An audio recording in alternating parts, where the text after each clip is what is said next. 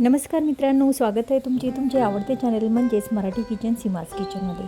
मित्रांनो, पावसाळा चालू आहे आणि पावसाळ्यामध्ये केसांच्या वगैरे बऱ्याचशा समस्या उद्भवतात. कारण पावसाळ्यामध्ये शक्यतो वातावरणामुळे आणि पावसामध्ये भिजल्यामुळे केस गळती खूप वाढते. त्यासाठी हे अगदी उत्तम असे हे लाडू आहेत. त्याचबरोबर कोणी जिमला वगैरे जात असेल, वेट लॉस करायचा असेल, त्यासाठी सुद्धा हे अगदी पौष्टिक असे हे लाडू आहेत.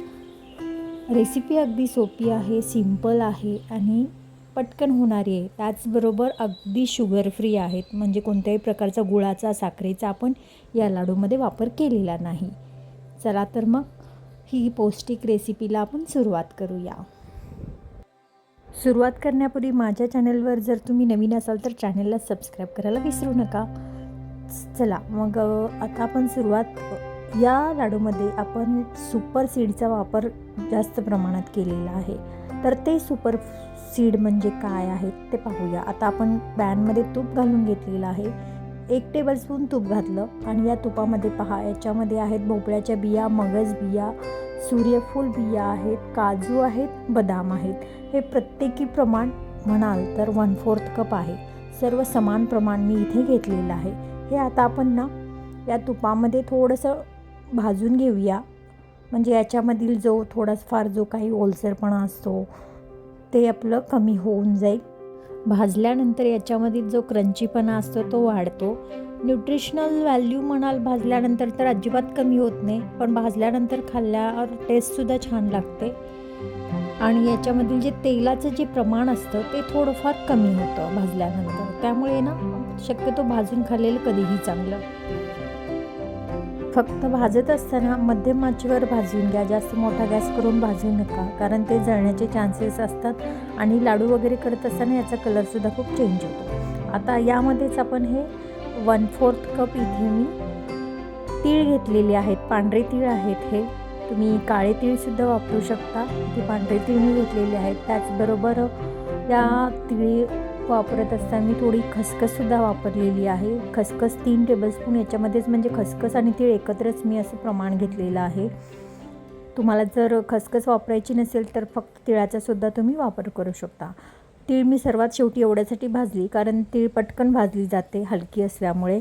त्यामुळे हे थोडे ड्रायफ्रूट आपण चांगले भाजून घेतल्यानंतर सर्वात शेवटी हे मी तीळ भाजून घेते आहे. आता हे जवळपास भाजून होत आलेलं आहे. थंड होऊ द्यायचं आहे. आता आपण हे एका प्लेटमध्ये साईडला काढून ठेवूया. याला आपण नंतर मिक्सरमधून बारीक करून घेणार आहोत. त्यासाठी सुरुवातीला आपण थंड करून घेऊया. गरम केलं तर त्याचं तेल सुटण्याचे चान्सेस असतात. आता याच पॅनमध्ये मी हे काळे मनुके आहेत ते मी भाजून घेते. काळे मनुके पौष्टिक असतात, शिवाय म्हणजे ताकद वाढवण्यासाठी वगैरे चांगले असतात. रोज तुम्ही सकाळी जर हे काळे मनुके पाण्यामध्ये भिजवून खाल्ले तर स्किनसुद्धा चांगली राहते. शिवाय केस गळतीवर वगैरे हे चांगले असतात आणि रक्ताचं प्रमाण वाढवतं, ब्लड प्रेशर वगैरे व्यवस्थित लेवलला आणतं. त्यामुळे हे काळे मनुके शक्यतो आपल्या आहारामध्ये असलेले कधीही चांगले. ब्राऊन मनुके असतात ते सुद्धा चांगले असतात, पण शक्यतो काळे मनुक्याचा वापर जास्त हेल्थसाठी उपयोगी पडतो. हे सुद्धा लो गॅसवर आपण भाजून घेतलेले आहेत. त्यानंतर आपण इथे हे मखाने आहेत ते अर्धा कप घेतलेले आहेत. मखानेसुद्धा आपण असे हे ड्राय रोस्ट थोडेसे क्रंची होईपर्यंत भाजून घेऊया. पहा, आता हे सुद्धा आपलं भाजून झालेलं आहे. ते सुद्धा आपण साईडला काढून ठेवूया. सर्व थंड झाल्यानंतरच आपल्याला मिक्सरमधून बारीक करून घ्यायचे. आता याच्यामध्ये हे सत्तू आटा आहे, हा मी अर्धा कप घेतलेला आहे. सत्तू आटा म्हणजे आपले जे काळे फुटाणे असतात भाजलेले, त्याचं पीठ असतं हे. तुम्हाला डायरेक्ट म्हणजे तुम्ही फुटाण्यांचं पीठसुद्धा करू शकता. शिवाय असं मार्केटमध्ये सत्तू आटा म्हणून मिळतो, तो सुद्धा तुम्ही वापरू शकता. हे ऑलरेडी भाजलेलंच असतं, त्यामुळे जास्त भाजण्याची गरज नाही. फक्त थोडाफार आपण किंचित असं याच्यामध्ये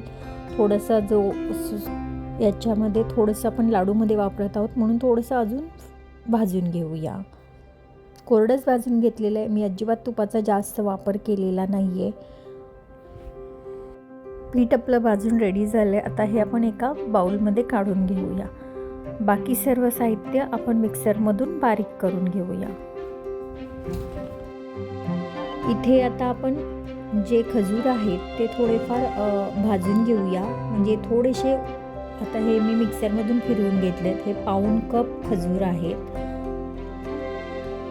स्वीटनेससाठी म्हणून आपण हे खजुराचा वापर करत आहोत. नॅचरल स्वीटनेस म्हणून आपण खजूर शक्यतो खातो. तर हे मी मिक्सरमधून बारीक करून घेतले. यातील सर्व बिया काढून घेतलेल्या आहेत आणि थोडंसं भाजून घेते. भाजून असं तर तुपामध्ये, कारण भाजून घेतल्यामुळे काय होईल, याच्यामध्ये थोडासा ओलसरपणा म्हणजे थोडेसे हे मेल्ट होतील आणि गरम असतानाच आपण हे त्या लाडूचे मिश्रणामध्ये आपण हे घालून घेणार आहोत. थोडंसं आपण हे पहा, मिश्रण आपलं सर्व बारीक करून तयार आहे. आता हे खजूर भाजलेले आपण ह्याच्यामध्ये घालून घेऊया. मिक्स करायला थोडंसं अवघड जातं, त्यामुळे मी आता हे पूर्ण मोठ्या परातीमध्ये ओतून घेते, म्हणजे आपल्याला व्यवस्थित मिक्स करता येईल.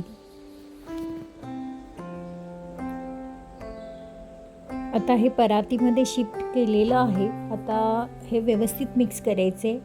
याच्यामध्ये मी जवळपास 1/4 कप तूप गरम करून घेतलेलं आहे. ते गरम तूप आपण याच्यामध्ये घालायचं आहे आणि या खजुरासोबतच तूपसुद्धा मिक्स करून घ्यायचं आणि गरम गरम असतानाच हे लाडू वळायचे, म्हणजे छान वळले जातात.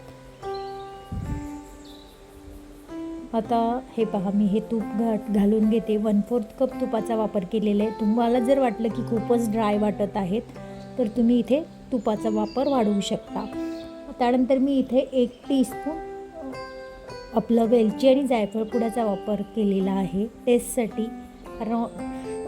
त्याचबरोबर हे लाडू अगदी म्हणजे तुम्ही वेट लॉससाठी वापरू शकता आणि जिमसाठी जाणाऱ्यांसाठी तर अगदी उत्तम पर्याय आहेत.